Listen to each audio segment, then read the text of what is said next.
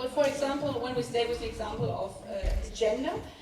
we had a very gender-inclusive language in all European Union texts, and suddenly there's an issue whether, with regard to the question of gender, we should use female and male connotation. The English is a bit difficult, or even if you don't decide on your gender, if we put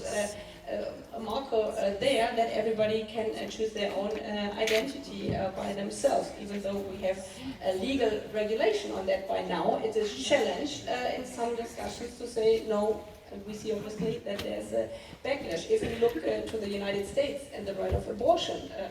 on the other hand. So I think there are also many things, and I'm focusing on European Union or on the US, because I would like to underline that even in so-called strong and old democracies, we cannot